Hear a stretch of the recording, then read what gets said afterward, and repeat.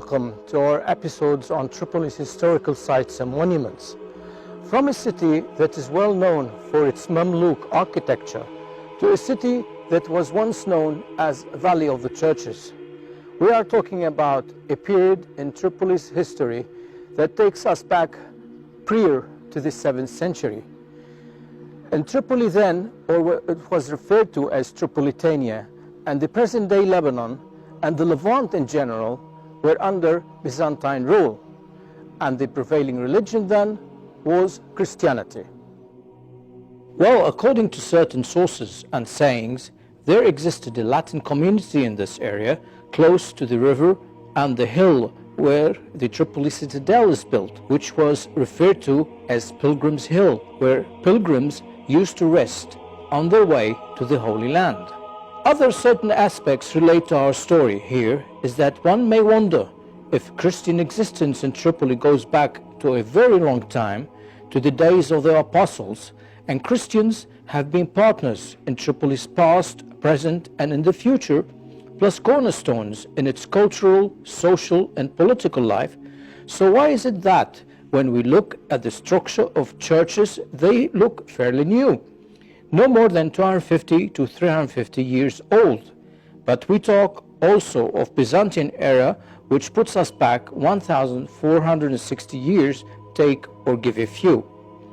The fact is that Lebanon, for one, present-day Lebanon, the Levant in general, lie in an earthquake-prone region, and 3 major earthquakes of magnitude 7.5 on the Richter scale struck this area in 550 AD, in 1202 and 1759, which caused much damage, and many structures were badly damaged or destroyed. Those that survived remained in their existence throughout the Crusader period, when they were demolished in their turn when the Mamluks finally overran the Crusader county of Tripoli in 1289.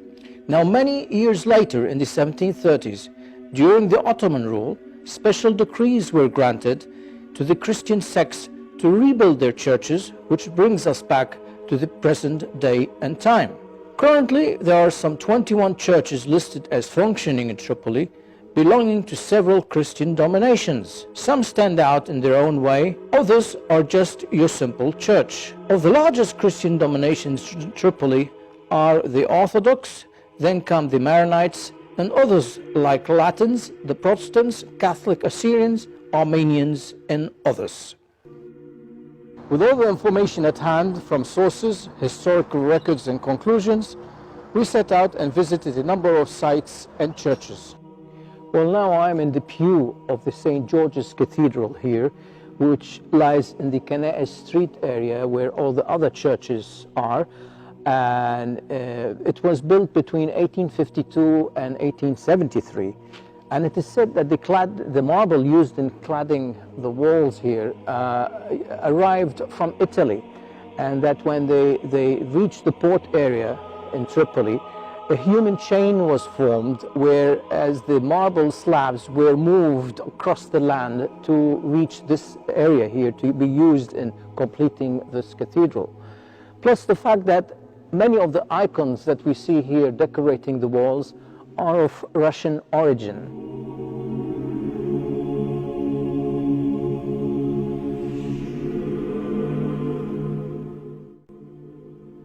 I am currently in the nave of the Syriac Catholic Church, and there are certain discussions and sayings that it goes back to 1,500 years old.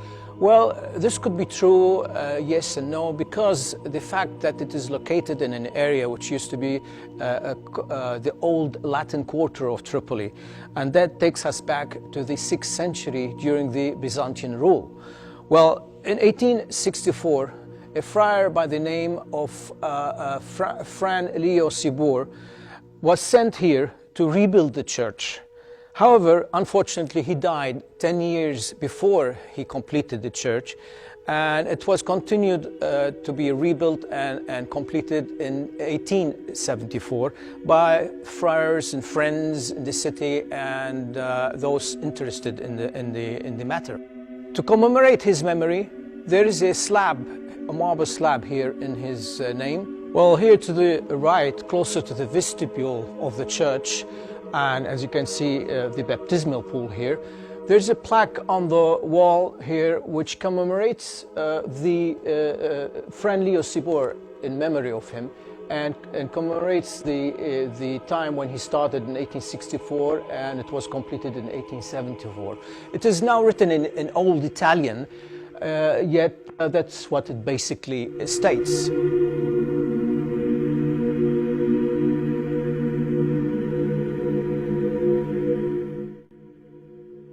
And now I'm in the vicinity of the cemetery of St. John, or actually it's known here locally as Mar Yohanna. And this place goes back to the year 1077, where we see right in front of us the remains and the ruins of an old chapel that belonged to the Crusades in those days, because the castle is just about 200 meters off here to my right, if I'm standing this way. And just to go down the steps here, if the doggy lets me pass, I would be walking into what used to be the apse, and there would be the chancel, the choir sitting close by, and these should be the transepts, facing south, facing north, with a cross sign, which is logical. And this would be here the nave. This would be the nave of the church chapel.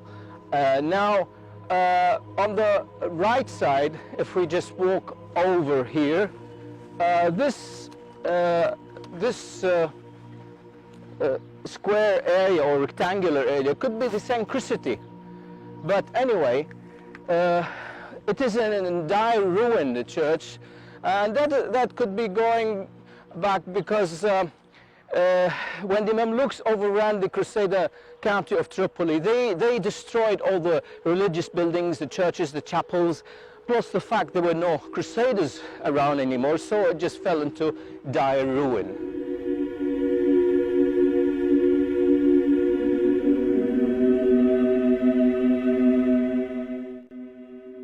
Well, here I'm entering, well, shall we say, the side door of a very old church called St. Michael's Orthodox Church, which states the fact that this whole area, eastern and western flanks of the river, used to belong to a, supposedly, according to records, a Latin quarter in the Byzantine old times. And here, along on the wall, there's a small marble, piece of marble, which states the date of 1890, written in Arabic. It's the date when the church was renovated again, because, as you know, all the churches were destroyed then.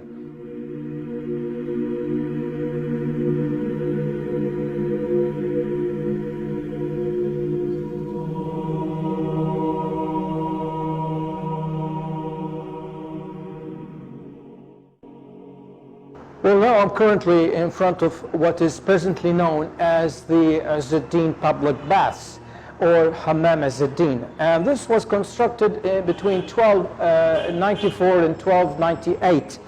That was definitely after the Crusader county of Tripoli was overrun by the Mamluks. And it was built by the Mamluk Az-Zeddin Aybak. Now, it was called before that and known to be, supposedly according to records, that it was named St. Jacob's Church or St. Jack's Church. Now, we can see here on the entrance the lamb, we can see the Latin scriptures here, plus the other church icons here, which states the fact that this was part of a Latin quarter that existed then.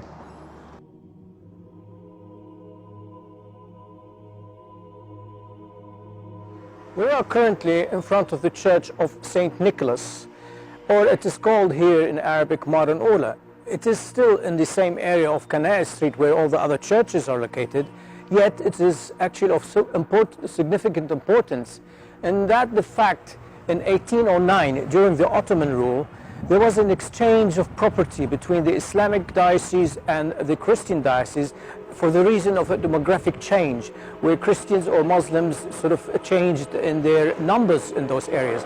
So what they did, this used to be an old soap factory belonging to the Islamic diocese. they exchanged it for a building which is currently now called the Ayvasiye Mosque. Used to be a Byzantine church or Orthodox church, and they gave them this area property here, which they turned into St. Nicholas. Well, now I'm in the front of the entrance of a little chapel, which is off the market of the Suq al-Arid, it's called, or the Nahasin Suq, which is off to my left. And as we enter here into the entrance, it's a bit dark. As we enter, it's a bit dark here, small entrance. And you just have to watch your step, as it's an old and narrow entrance, yet it lights up here as we come to a little courtyard which leads to the little chapel. Here in the chapel, which is located on the upper level of this little area here, and we can go up the steps here, a few steps up, and the story goes back to maybe between the Crusader times and the Ottoman. There's no specific date, but the story goes that there's a person by the name of Yunus was running away from the authorities then, and he hid in this place and prayed to the Virgin Mary, and as a result he was spared. So he made this little chapel, and it belongs to the Balaman diocese. So as we can enter here, we see this little chapel here, and since his name was Yunus, it's called in Arabic Mazar Sayyidat Yunus. It's a little chapel belonging to the Virgin Mary. As we see here, the icons and the candles, and it's no bigger than I would say 3.5 meters by 3.5, you know. And it goes back, as I was saying, between the Crusader and Ottoman times. There's no specific date really, but that's basically it. I'm now in an alleyway called the Beiruti Alley, which is an offshoot of the Shoemaker's Alley. And there is a chapel up in the upper level up there, above the arches, that belong supposedly to certain sources that belong to the Crusader period. And it went by the name of Antonio Shdir Ashaya. Well, it's such dire straits and ruin, we just couldn't actually visit the place. I'm currently now in the Church of St. Michael's Maronite Church. It's a very old church, and it goes back to the days of the Crusades. Yet the original church was destroyed like many other churches in the area, and it was renovated and renewed back in 1889. There's also this beautiful wooden pulpit here that overlooks the pews of the church, with exquisite craftsmanship, as you can see, with steps going up. Other interesting facts about the cathedral is that it has there are certain clergy that served in the cathedral in the past and are buried here in crypts below the ground, and their names are listed on a marble slab here, as you see. There's another grave here of a certain French lady that has had significance, and she is also buried here by the name of Marie de Bois. She lived in Tripoli then and is currently buried also in the church here.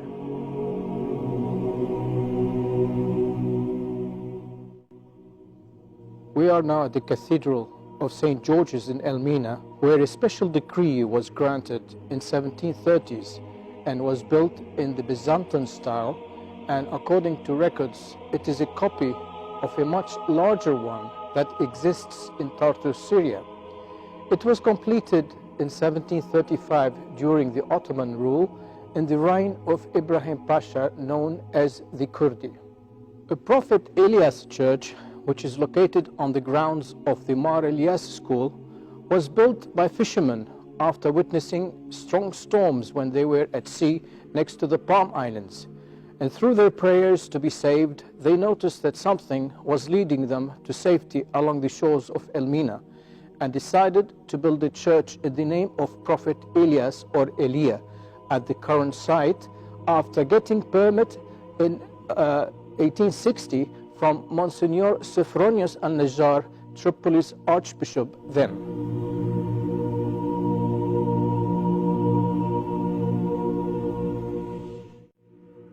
In our episode, we have mentioned the fact that some churches or cathedrals have certain aspects to them. Well, I'm here in the courtyard now in front of the main entrance of one of the main landmarks in Tripoli, the St. Maroon Church or Mar Maroon Church, which is located on the Mar Maroon Street and a few meters just off the famous Azmi Street to my left here. It is named after the patron saint of the Maronite diocese or the Maronite sect, and it has become, as I said, a landmark in Tripoli's skyline. Looking at the building itself, well, it's fairly new, and that is because it was built and completed back in 1952. Well, from me, Valentine De Carlo, and all the staff at Tripoli Today and Unforgettable Memories, or طرابلس الحاضر and ذكريات لا تنسى, I bid you farewell to our next episode. Bye-bye.